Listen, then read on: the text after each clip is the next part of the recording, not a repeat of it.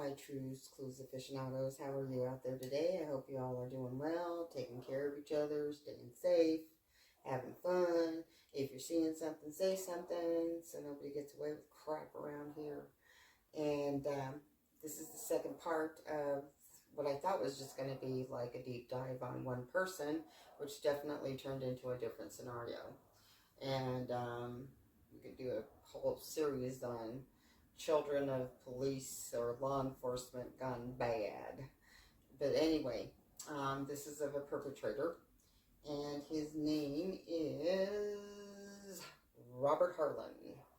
And he had kidnapped as well as brutally committed violence on a casino waitress after she got off of work. And then the woman that came in that tried to help her because she was trying to intercede, the lady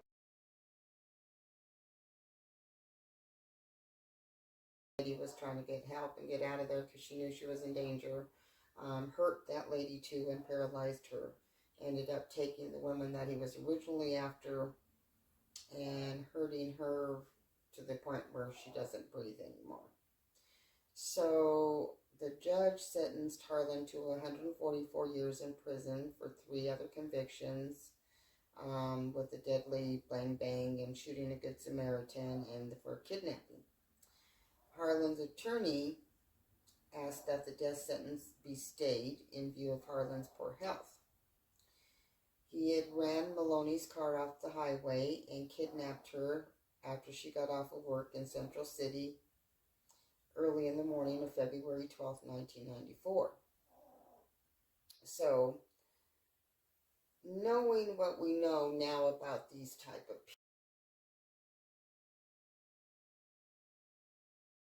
people, I do feel that this guy was a major jerk, that he did have some control issues. He only, this may not be all that he's done, it's all that he's been caught doing. And so that brings the Janet case into, which we'll all fold into later. So he's going around when he sees women that he likes, and this is his mode of operandi. He will hit the car or push the car off the road and then kidnap the woman and then commit atrocities. Now, I don't know how many times he did that, but I'm thinking he might have done it twice. And then so he gets put in prison for his acts, and then he wants to come back later and say that his trial wasn't fair because when the trial was going on, there were some jury members that read Bible verses such as an eye for an eye, a tooth for a tooth, and that could have planted the seeds for sentencing him to not be on this earth anymore. So they feel that that may have had a conclusive difference in having the jury and how they would have come out with their decision if they would not have read these Bible verses that advised them to act this way. Then everything would have been fine. He wouldn't have been convicted for this crime at all. So anyway, there you go. He never offered any sympathy, mercy to any of his victims, because we don't know how many there were, and his type of personality type doesn't just do it one time because of the feeling of power that you get.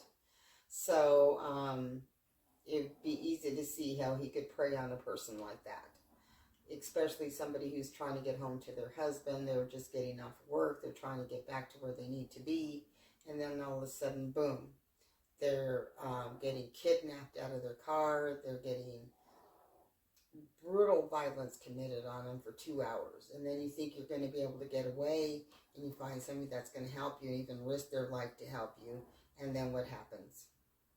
You end up in the same predicament anyway, where you are no longer breathing on this earth, and the person that tried to assist you came very close to the same position as well.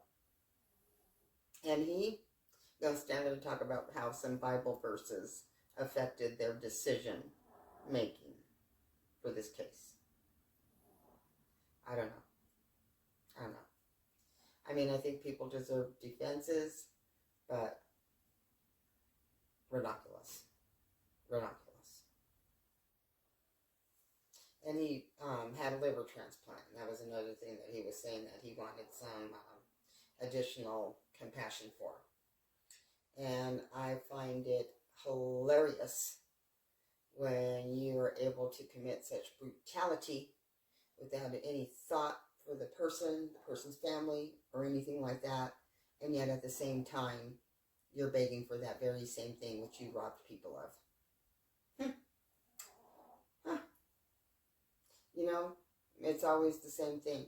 You know, there's brutality, there's no thought, there's no care, and then all of a sudden when the telescope is focused on you, oh my God, humanity, caring, humanity, caring, not me, not me, not me. I don't even know what to say about that. So, the next up, let's talk about Janet.